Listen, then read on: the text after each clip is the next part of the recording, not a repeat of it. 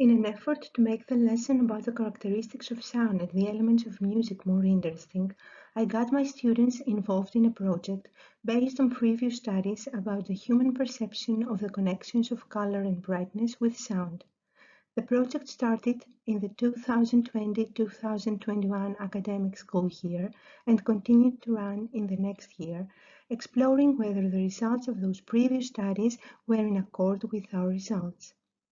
Pitch, which is based on the frequency of vibration and the size of the vibrating object.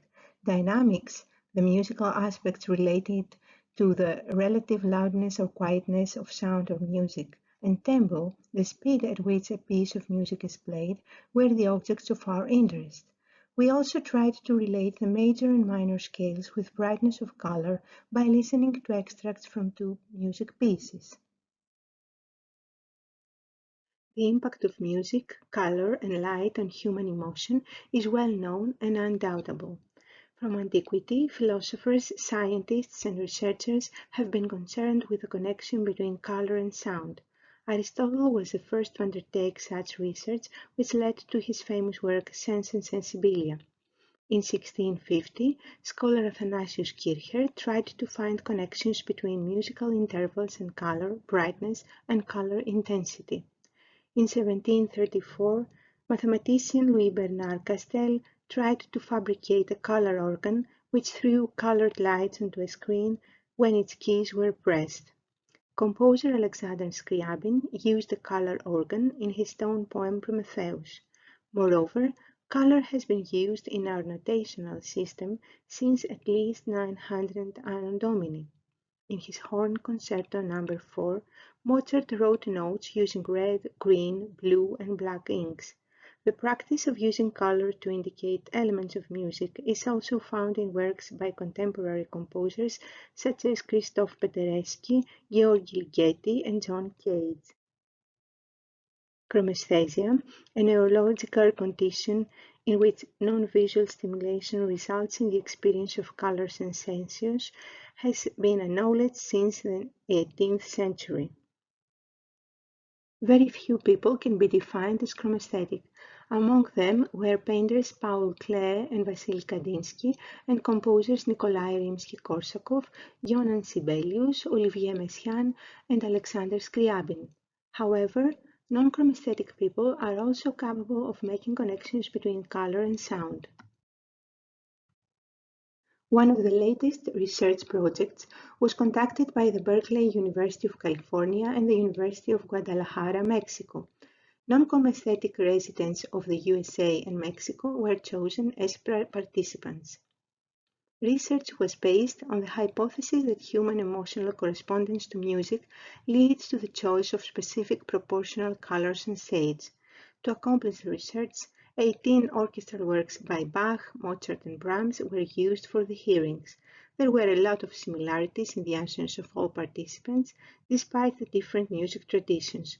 Regarding matters of tempo and tonality, major scales and quick tempo were related to high levels of brightness, while quite the opposite was the case for slow tempo and minor scales. Similar research was carried out at a junior high school in Greece on the color-sound connections our students make. By exploring the relations between sound and brightness of color, our research aimed at the confirmation or rejection of the results of previous studies. Among the pedagogical aims of this research were the students' further familiarization with the characteristics of sound and the elements of music. Our research focused on tempo, dynamics, pitch, and tonality, and it was original in terms of isolation and examination of each element separately. Almost all participants are students who accomplish high grades. Most students who were born in Greece have Greek parents and belong to the middle and upper social classes. All participants were students of the first grade of junior high school between 12 and 13 years of age. According to their own statements, they are not chromesthetic. 52 was the number of students who participated in the 2020-2021 research. 22 of them knew how to play a musical instrument. The 2020-2021 research took place during 2 web lessons because of the lockdown due to the pandemic, while the 2021-2022 research took place in class.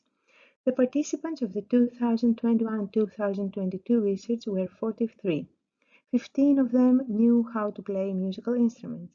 The students were not informed in advance of the results of the research of the Berkeley University of California and the University of Guadalajara, or of any other research study.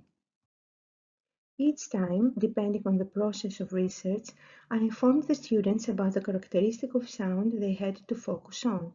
The brightness gradation they had to choose from was white, light gray, medium gray, dark gray, and black.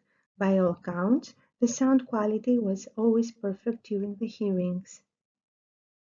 In the 2020-2021 school year, in order to examine the connection between pitch and brightness of color, I chose as examples the sound of violin and flute for high pitch and the sound of contrabass and bassoon for low pitch.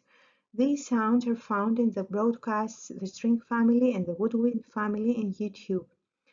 In the 2021-2022 school year, in class at last, high and low pitch were played at the piano. In both school years, the majority of students connected high pitch with high levels of brightness. However, in the year 2021-2022, the students chose darker shades than in the previous year. On the other hand, the majority of students connected darkness with low pitch. In school year 2021-2022, the students chose darker shades than in the previous year. For students to make connections between dynamics and brightness, I played the central C note in the piano 3 times loudly and 3 times gently. The majority of students chose medium lightness for the musical term forte, loud. However, the percentage of white and black is higher in the 2021-2022 school year. The musical term piano, quiet, was connected with brightness even more in the 2021-2022 school year. To explore the relation between tempo and brightness, I played the C major scale in the piano, first fast and then slowly.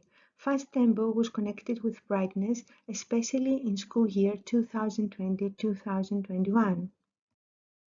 Slow tempo was connected to a range from medium lightness to darkness, yet the percentage of white and light gray is higher in school year 2021-2022. We also tried to find connections between brightness and the use of major and minor scales. The students listened to short extracts from Mozart's first movement of Eine kleine Nachtmusik and Samuel Barber's Adagio for Strings, second movement of his string quartet, Opus 11.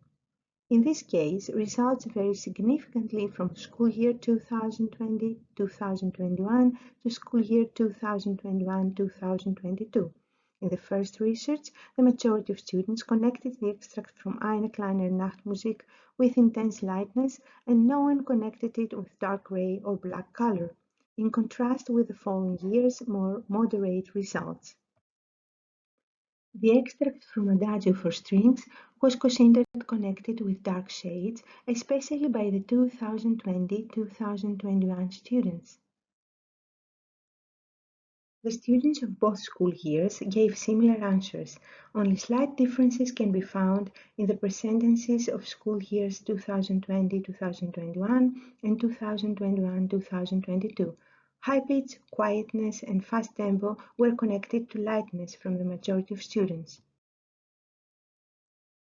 The major scale, in combination with the allegro musical term of tempo of the first movement of Eine kleine Nachtmusik, was connected with brightness, and the opposite was the case of the extract from Adagio for Strings. So far, the results of our project tally with those of the previously aforementioned research. However, to lead to the conclusion that there are archetypical connections between color and sound, more research needs to be done in various cultures and environments. The final results could be helpful in sciences such as psychology, music therapy, and art therapy.